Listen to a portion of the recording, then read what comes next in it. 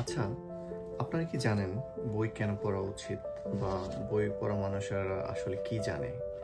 বই আপনার জীবনকে এমনকি বদলেও দিতে পারে বা কিভাবেই এটা? আপনার মনে অবশ্যই এরকম একটা প্রশ্ন জাগে। চলুন আজকে আপনাদের আমার গল্প বলছি। 2025 সালে এসে আপনি কেনই বা বই পড়বেন? কেনই বা এত প্রযুক্তি থাকা সত্ত্বেও লাইক এআই, ইউটিউব, গুগল এত কিছু থাকা সত্ত্বেও আপনি কেন বই পড়াটাকে প্রাধান্য দেবেন? আপনি কি জানেন যে বই আপনার ভবিষ্যৎকে পরিবর্তন করে দিতে পারে, আপনার মস্তিষ্ককে চেঞ্জ করতে পারে, আপনাকে করে তুলতে পারে অধিক শক্তিশালী? যে সত্যগুলো কেউই আপনাকে বলবে না। বই পড়তে কারই বা ভালো লাগে?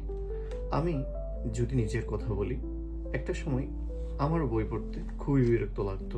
আমার মনে হতো যে এটা সময়ের অপচয় এবং টাইম পাস। কিন্তু একদিন একটা বই আমার জীবনকে পুরোটাই বদলে দেয়।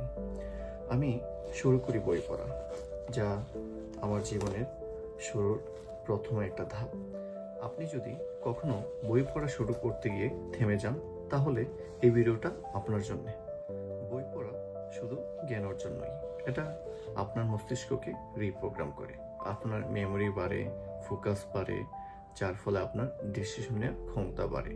এমনকি বই আপনার মস্তিষ্কের সফটওয়্যার আপডেট হিসেবে কাজ করে, যা আবেগ বোঝার ক্ষমতা বাড়ায়।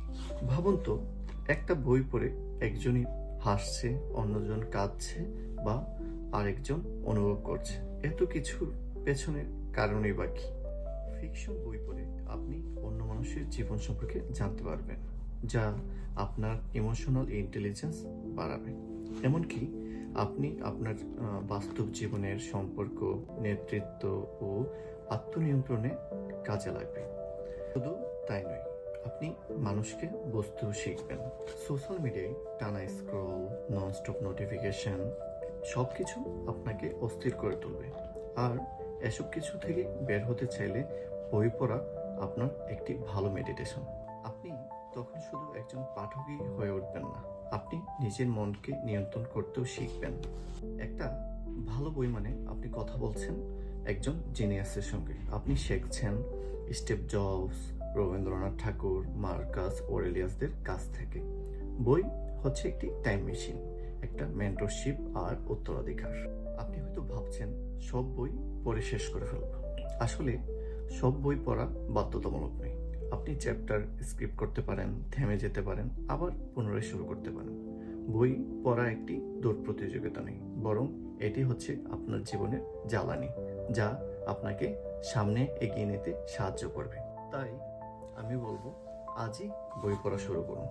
প্রতিদিন এক পৃষ্ঠা হলেও পড়ুন আর ধীরে ধীরে অভ্যাস তৈরি করুন। আর আপনি যদি আগে থেকেই বই পড়ে থাকেন, তাহলে কমেন্টে আপনার প্রিয় বইটার নাম লিখুন, যা আপনাকে পরিবর্তন করতে সাহায্য করেছে। আজ এ পর্যন্তই। যদি ভিডিওটি ভালো লেগে থাকে, অবশ্যই লাইক, কমেন্ট এবং সাবস্ক্রাইব করতে ভুলবেন না। আর আপনাদের যদি কোনো প্রশ্ন থাকে, আমাকে অবশ্যই কমেন্ট সেকশনে বলবেন। আমি চেষ্টা করব আপনার প্রশ্নের উত্তর দিতে। সবাই ভালো থাকেন। আল্লাহ হাফেজ।